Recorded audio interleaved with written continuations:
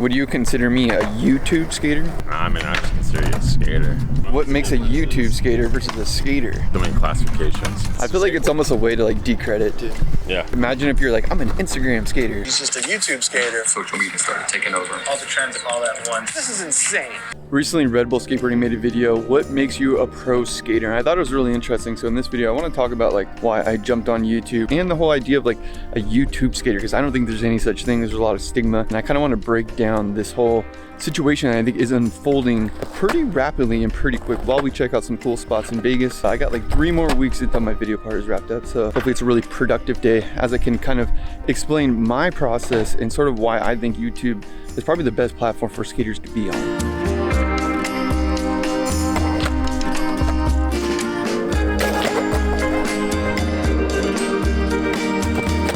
Out here getting clips before noon. Yeah, you know how we do. There's some pro skaters there, you know. Oh, here he goes. It was YouTube versus professional skaters, and I was like, baby, we're number 1.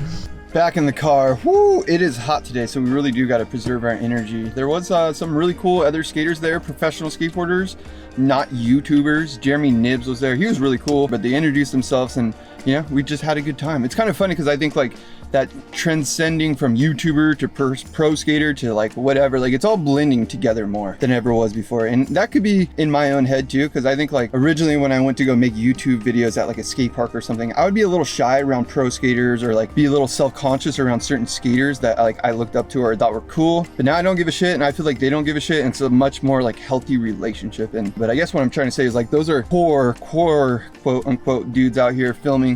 But really, we're all doing the same thing. We're skating, trying to document our skating, trying to have a good time. So we got to move on to the next spot. I have some points I want to make. Once social audiences started to grow where a skater had the same amount of followers or more than a media brand, there was definitely a growing concern of like, do they need us? I'm gonna Wally off one of the pillars up top. You already claiming tricks? Look, Wally from the pillar up top on top of it. Oh, from the very top. Yeah. That would be insane, right? So something I do think we're going to see more and more throughout this year specifically is more pro skaters, like core, whatever you want to call it, thrasher skaters, whatever you want to call it. I don't even know. I hate putting the label on it because that's the whole point of this video is like not putting labels on these skaters. But point that I'm getting at is I think more of those guys will be on YouTube. Figgy's on YouTube now, Pedro Delfino's on YouTube now, Tom Asta's on YouTube, and like it's cool. Like you don't have to stay on Instagram just because that's what everyone else does. And I think more and more skaters will be jumping on the bandwagon. And you know, it's kind of one of those things where I think people were like, it's cringy at first, like right now, talking to the camera, right? Like maybe that's cringy, but to certain people, I don't think it is. Like, it's really nice to be able to create an engaging like conversation with you guys. I know so many of you, we go back and forth in the comments. Like, to me, that's dope. It's so much better than having like a media or a publication control that narrative, like Thrasher, Transworld, whatever it is. I'd rather talk to you directly than have a media outlet talk to you. And that's kind of what the Red Bull video was really going into, sort of how like social media and like people like me essentially are kind of taking away from the market share, the marketplace of publications. That's sort of what I took away from it in a way, but we're at the next spot. Let's check it out, Majestic Park. There was so much money that needed to come in to sustain those magazines like a Transworld. So you had these crazy goals that dudes had to hit. And if you're not hitting that, then you're on the chopping block. I was out here about like 4 or 5 months ago with my buddy Lucas, this exact spot, Majestic Park. And they have this DIY that's here occasionally. It goes straight up to one of these pillars. I'm gonna show you here in a second. I just looked over here and it is still here. I honestly thought this thing was like torn out and I wasn't even that hyped to come here, but right now, oh my gosh, I'm so juiced. Like this is the spot that I live for. Like I love transition skating and then combining DIY into the street so you can skate like tranny. Look at this thing. There it is. Oh, I've seen people do this for a really long time. Like Sammy Baca skated here. So many people have skated this. So they've built this tranny onto here like multiple times. But like I said, I've never skated it. Super hyped that it's here because yeah, it's just like a dream. Yeah, Hal's never skated it. I've never skated it. I don't know. I'm kind of like repeating myself right now. I'm just so hyped that this thing is here, man. We're gonna get some rips. First, I gotta cool down because I'm just like my excitement level is like 5,000. Like, look at this thing. Look at it. Look at that. They just put some rocks under there. That's probably like a little bit of mortar. And what's funny about it all is like I was telling Al, I was like, maybe we should go rebuild that spot while we're there in Vegas, remember? Yeah. I was like, all it'll take is like 3 bags of mortar. I was trying to hype it up. Now we don't have to. Oh, I love that. Shout out to Dickie's skate crew, Dickie's skateboarding, because I'm pretty sure Dickie's skateboarding built this. So now I will support Dickie's. This video is not sponsored by Dickie's, but shout out Dickie's. I think in like 3 years, there's no longer gonna be a such thing as a YouTube skater. It's just gonna be skaters. Just like you don't call people Instagram skaters. At least I don't. Maybe some people do. I don't know. My point is, it's kind of cool that it's all blending together. So hyped to hit this spot. Pre-YouTube and stuff, there was like a way that you got sponsored. There was a way you turned pro. You'd get flow product through a shop or anything like that. Out of nowhere, the whole team is in your city and you go skate with them, and that's your make or break moment.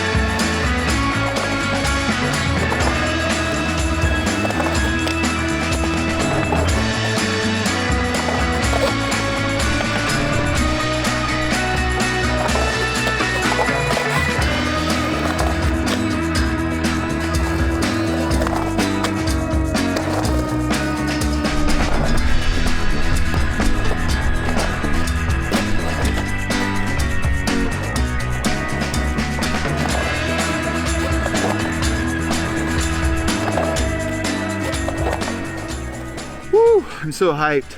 I got a trick for the part here. I'm juiced. Big Al, my man over here. It's insane, dude. Killing it. It's so crazy, hyped. dude. So hyped. I'm good. That'll come soon. I'm just juiced. We're gonna move on to some more ditches today. When you say MBD, like that is absolute nibbed. MBD all the way. That was so crazy, dude. Nice work. Thank you.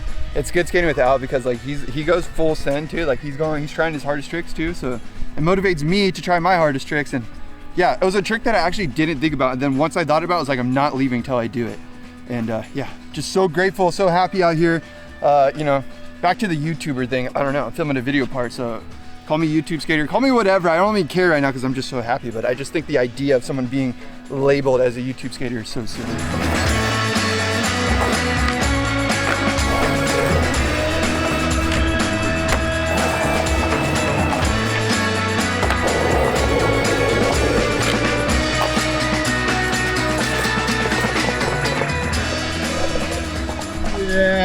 Thanks, buddy.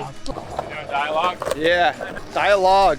I'm YouTubing it up. This spot is crazy. Some gnarly tricks have gone down on this banked wall.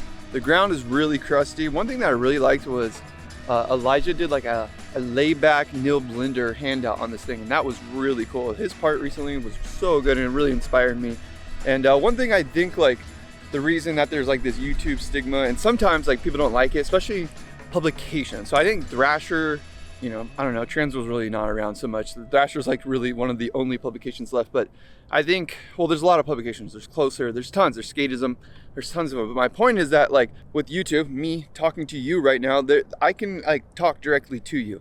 I don't have to use a platform to amplify my skateboarding or anything like that. So that could be kind of looked at like from two different things. One is that the marketplace has been desaturated. So like skateboard media outlets no longer own skateboard media. Essentially, the skaters themselves do because of social media, everything like that. So that's one thing. I think that's probably why like you don't see as many magazines or as many skate outlets. Essentially, like a lot of times the skaters are actually owning their content. It could be a great thing. And the other thing is that brands don't really own the content so much anymore either. So it's kind of coming back to full circle. The skaters own their content. They can make their own brands or whatever. And yes, they can turn themselves pro. Just like Aaron Cairo said in that Red Bull video. I think he even made a point to say like, sure, I'm not some like legit pro, but like at the end of the day, he's making money skateboarding. You might not like Braille, but it's like skateboarding's at this point where there's so many different avenues. You might not like it. You don't have to absorb it, but to hate on it is kind of silly. We're all out here trying to do the same thing in all reality. So yeah, media outlets, I think, are the ones that are gonna suffer the most from people starting more YouTube channels, especially like pro skaters, because when they go out and they're like vlogging like I am on the session, and normally that magazine saves that content, pushes out 3 months later, it's no longer gonna be relevant. So yeah, there's that issue. I'm gonna try to get some tricks on the spot. Woo, it looks gnarly. It's getting warmed up. It's hot out here. Al just like took a piss up there, and Jack in the Box drive-thru. He didn't realize the Jack in the Box drive-thru was right behind him. But it is really cool. For me, I love seeing like skaters on YouTube or on their own platforms and able to like connect with them. Like that is so cool. To me, it's like they're able to control the narrative versus like a brand like manipulating them. Because you could even say like some people might not be these super hesh dudes or like these alcoholics even that like brands can make them look like so that they can sell more product or whatever. I've made videos about that, how like brands exploit substance abuse from skaters. But the point is the skater can actually talk about it, they can talk about their narrative, and they're not just being manipulated by the marketing. They can market themselves. I think that's pretty cool. It's a win-win.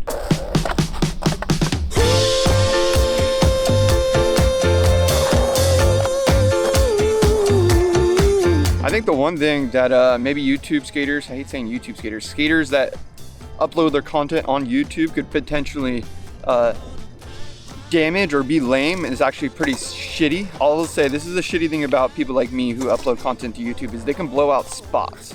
And that is the hard part because I want to show you the journey. I want to show you the process from point A to point B, like getting to the spots and getting home. I like to take people on the journey, but that can be contradictory and can blow out spots. Like you can have the sign in there or you can see where someone parks. Like Pedro Defino actually made a video and I loved it, but he was like hiking to the spot and I was like, oh sick, now I know where that spot is. So that is the lame part about people like me that upload content to YouTube. I will admit that. But now that he did that, he might even have blown out more that it might never be skatable now because people are just gonna all go there. Yep. Surely enough, someone's gonna get caught. It's gonna be attention. All these people keep coming over to this spot. Boom, spots is gone now. So yeah, like the YouTube could ruin spots basically. Yeah. And this isn't to like shame Pedro or anything because I do this same thing. I'm doing it right now in this spot. So it's like I'm not shaming anybody. I just think that is the one downfall, and I have to like acknowledge that. Like people that are uploading content to YouTube could be sacrificing skate spots. That is a negative.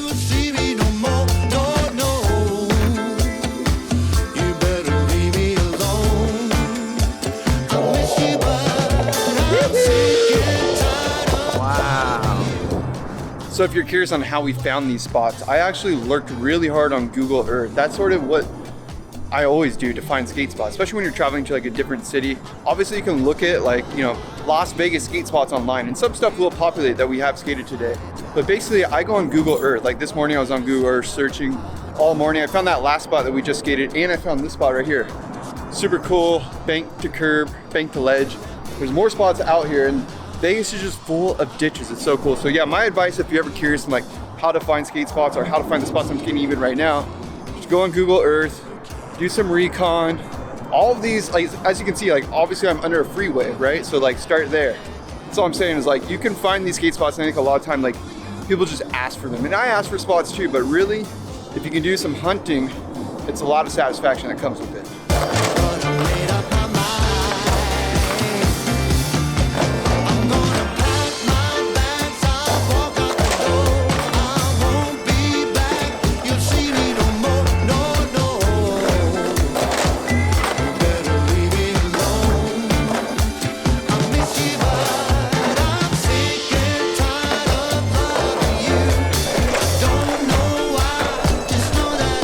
We're getting pretty dusted out here, exhausted. We've been skating all day, and we did go out last night. Not for very long, but we did go play some blackjack. I came up $100, stoked. But yeah, we did have like 2 more spots we might want to check out, maybe 3.